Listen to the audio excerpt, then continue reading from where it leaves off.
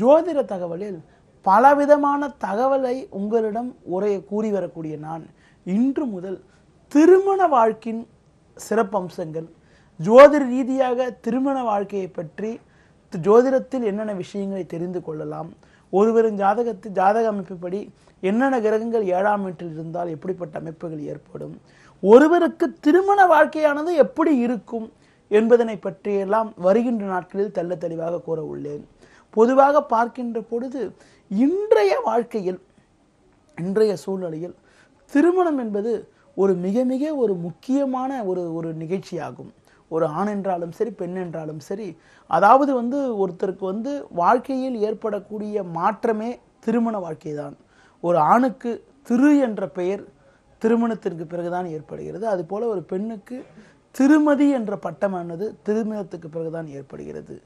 பல்வேறு பந்தங்கள் நம் உலகில் ஏற்பட்டால், உலகில் பிறக்கின்ற பொழுது பல்வேறு பந்தங்கள், தாய் தந்தை உற்றார் உறவினர்கள் பல தன் பந்தங்கள் ஏற்பட்டாலும் திருமணத்தின் மூலமாக மனைவி என்ற பந்தம்தான் நாம் தேர்ந்தெடுப்பதற்கு வாய்ப்பை ஏற்படுத்தி கொள்ளக்கூடிய அமைப்பினை இறைவன் அவர்கள் நமக்கு கொடுத்துள்ளார். இறைவன் கொடுத்துள்ளார் என்று கூறினாலும் நமக்கு பலவிதமான வாய்ப்புகள் இருந்தாலும் ஜாதகப்படி என்ன அமைய வேண்டும் என்று இருக்கிறதோ அதுதான் அமையும். அதிலிருந்து எந்த விதமான மாற்று கருத்தும் இல்லை. குறிப்பாக ஒருவர் ஜாதக ரீதியாக எப்படிப்பட்ட கிரகமைப்பு இருந்தால் எப்படிப்பட்ட வாழ்க்கை உண்டாகும், ஒருவரின் ஜாதகத்தில் இருக்கக்கூடிய கிரக அமைப்பு இப்படி இருந்தால் இப்படிப்பட்ட வாழ்க்கை தான் ஏற்படும், வாழ்க்கை மகிழ்ச்சியாக இருக்குமா சோதனையாக இருக்குமா என்பதனை பற்றியெல்லாம் தெள்ள தெளிவாக கூறிவிடலாம். அதில் எந்த விதமான மாற்று கருத்தும் இல்லை. பொதுவாக ஒருவரின் ஜாதக அமைப்பு மிக சிறப்பாக இருந்தால் அவர்களுக்கு ஏற்படக்கூடிய வாழ்க்கையானது மிகவும் மகிழ்ச்சியாகவும், அது மட்டுமின்றி ஏற்றம் தரக்கூடியதாகவும் முன்னேற்றம் தரக்கூடியதாகவும் இருக்கும். பொதுவாக திருமணத்தை பற்றி பேச வேண்டும் என்றால் ஒருவரின் ஜாதகத்தில் திருமண வாழ்க்கை மகிழ்ச்சிகரமாக அமைவதற்கு ஒருவரின் ஜாதகத்தில் 7ஆம் பாவமானது சிறப்பாக அமைய வேண்டும். 7ஆம் இடம்தான் திருமணத்தை குறிக்கக்கூடிய ஸ்தானமாகும்.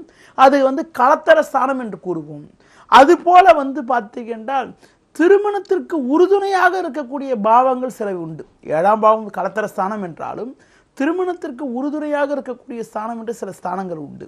அது என்னன்னு பார்க்கின்ற போது 2ஆம் இடமானது குடும்பஸ்தானமாகும். குடும்பத்தையும் குடும்ப ஒற்றுமையும் குறிக்கக்கூடிய ஸ்தானமாக 2ஆம் பாவம் விளங்குவதனால 2ஆம் பாவம் சிறப்பாக இருக்க வேண்டும். அது மட்டுமின்றி ஒருவருக்கு சுகவாழ்வு, சொகுசு வாழ்வு, நிம்மதியான வாழ்க்கை, மகிழ்ச்சியான வாழ்க்கை ஏற்படுவதற்கு சுகஸ்தானம் என வர்ணிக்கப்படக்கூடிய 4ஆம் பாவம் சிறப்பாக இருக்க வேண்டும். அதற்கடுத்து திருமணம் செய்த பிறகு நல்லதொரு வாரிசு ஏற்படுவதற்கு 5ஆம் பாவம் புத்திரஸ்தானமான 5ஆம் பாவம் சிறப்பாக இருக்க வேண்டும். இருவர் திருமணம் செய்து கொள்வது முக்கியமில்லை, திருமணம் செய்து கொண்ட பிறகு நீண்ட ஆயுளுடன் வாழ வேண்டும். அதற்கு என்ன பண்றேன்னு சொல்றேன்னா, ஒரு ஆணின் ஜாதகத்தில் 8ஆம் பாவமானது சிறப்பாக அமையப்பட்டாலும் அந்த ஆணுக்கு நீண்ட ஆயுள் உண்டாகும். பெண்கள் ஜாதகத்தில் 8ஆம் பாவம் சிறப்பாக அமையப்பட்டால் அந்த பெண்ணுக்கு நீண்ட ஆயுள் உண்டாவது மட்டுமின்றி பொதுவாக இந்திய ஜோதிட முறையில் என்ன சொல்றாங்கன்னா, 8ஆம் பாவம் சிறப்பாக அமையப்பட்டால் அந்த பெண்ணுக்கு கணவராக வரக்கூடியவருக்கு, அதாவது மாங்கல்ய ஸ்தானமாக 8ஆம் பாவத்தை வகுத்துள்ளார்கள். அதனால 8ஆம் பாவம் சிறப்பாக அமைப்பட்டால் அந்த பெண்ணுக்கு வரக்கூடிய கணவருக்கு நீண்ட ஆயுளை பற்றி குறிக்கக்கூடிய ஸ்தானமாக 8ஆம் பாவம் விளங்குகிறது. அதுக்கடுத்து பார்த்தீங்கன்னா 12ஆம் பாவம் களத்தர வாழ்க்கையில உறவு ஏற்பட்டால் கூட ஒரு நிம்மதியான உறக்கம், அயன சயன சுகஸ்தானம், கட்டில் சுகத்தை பற்றி குறிக்கக்கூடிய ஸ்தானமாக 12ஆம் பாவம் விளங்குகிறது. அதாவது ஒருவர் ஜாதகத்தில் 7ஆம் பாவம் களத்தர ஸ்தானம் என்றாலும் திருமண வாழ்வுக்கு உறுதுணையாக இருக்கக்கூடிய ஸ்தானம் என வர்ணிக்கப்படக்கூடிய 2, 4, 5, 8, 12 ஆகிய ஸ்தானங்களும் சாதகமாகவும் பலமாகவும் இருக்க வேண்டும். இதுக்கு அடுத்தபடி பார்க்கின்ற பொழுது ஆண்கள் ஜாதகத்தில் களத்தர காரகனாக சுக்கிரனை வர்ணிக்கிறார்கள். ஆண்கள் ஜாதகத்தில் களத்தர காரகனாக சுக்கிரனை வர்ணிக்கிறார்கள். பெண்கள் ஜாதகத்தில் களத்தர காரகனாக செவ்வாயை வர்ணிக்கிறார்கள். பெண்கள் ஜாதகத்தில் சுக்கிரனும் களத்தர காரகன் தான். சுக்கிரன் மட்டுமின்றி செவ்வாயையும் களத்தர காரகனாக எடுத்துக்கொண்டு பலாபலங்களை கூற வேண்டும். பொதுவாக ஒருவர் ஜாதகத்தில் 7ஆம் வீட்டதிபதி ஆட்சி உச்சம் பெற்றிருந்தாலோ, கேந்திர திரிகோண ஸ்தானங்களில் பலமாக அமையப்பட்டிருந்தாலோ அவர்களுக்கு மகிழ்ச்சியான வாழ்க்கைன்னு சொல்றோம். 7ஆம் வீட்டதிபதி பலம் பெற்றிருந்தால் மகிழ்ச்சியான வாழ்க்கைன்றோம். அது மட்டுமின்றி ஒருவரின் ஜாதகத்தில் பொதுவாக ஒருவர் ஜாதகத்தில் 4ஆம் வீட்டில் நிறைய கிரகங்கள் இருக்குது நல்லதுன்னு சொல்லுவான். ஏன் 4ஆம் வீட்டில் நிறைய கிரகங்கள் நல்லதுன்னு சொல்றோம்? 4ஆம் வீட்டில் ஒன்றுக்கும் மேற்பட்ட கிரகங்கள் இருந்தால் எத்தனை கிரகங்கள் இருக்கோ அத்தனை வீடு மனை யோகங்கள் வரும்னு சொல்றோம். ஆனா 7ஆம் வீட்டை பொறுத்த வரைக்கும் ஒரு கிரகம் இருக்கிறது நல்லது, கிரகங்களே இல்லாமல் இருக்கிறது நல்லதுன்றான். ஏன்னா ஒன்றுக்கும் மேற்பட்ட கிரகங்கள் 7 இருந்தால் ஓரிரு திருமணங்கள், ஒன்றுக்கும் மேற்பட்ட திருமணம் ஏற்படுவதற்கான சந்தர்ப்பங்களை ஏற்படுத்திவிடும். அதனால தான் 7 கிரகங்கள் இருக்கக்கூடாதுன்னு சொல்றோம். பொதுவாக எந்தெந்த ஸ்தானத்தில் அதிக கிரகங்கள் இருக்கும் என்று ஜோதிடத்தில் விதிச்சிருக்காங்க, ஒரு சில ஸ்தானத்தில் கிரகங்கள் இல்லாமல் இருக்கணும்னு விதிச்சிருக்காங்க. அப்படி பார்க்கின்ற போது 4, 10 போன்ற ஸ்தானங்களில் கிரகங்கள் அதிகமாக இருப்பதும் 7ஆம் வீட்டில் கிரகங்கள் இல்லாமல் இருப்பதும் மிக மிக நல்லதுன்னு சொல்றான். அடுத்த ஒரு விஷயம் என்னன்னா, 7ஆம் வீட்டில் கிரகங்கள் இல்லாமல் இருப்பதும் 7ஆம் அதிபதி கிரக சேர்க்கை இல்லாமல் இருப்பதும் மகிழ்ச்சி தரும் நல்ல அமைப்பாகும்.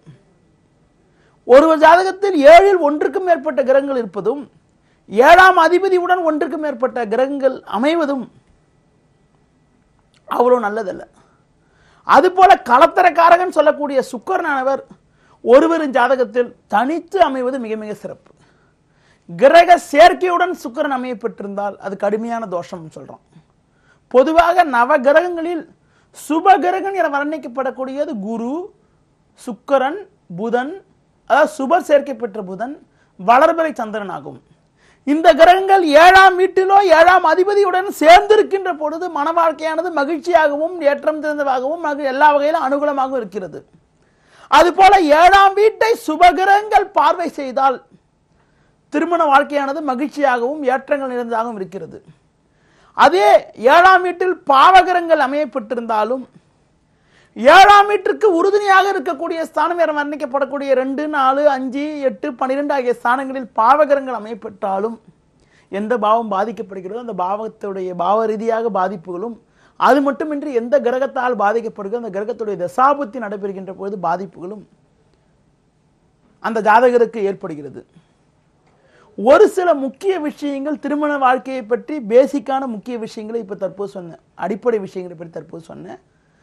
நாளை மறுநாள் பேசுகின்ற போது தொடர்ந்து உங்களுக்கு திருமண வாழ்க்கை பற்றியும் 7இல் அமையக்கூடிய கிரகங்களால் ஏற்படக்கூடிய பலாபலங்களை பற்றியும் தெள்ள தெளிவாக கூற உள்ளேன். தொடர்ந்து நிகழ்ச்சியை பாருங்கள். நன்றி, வணக்கம்.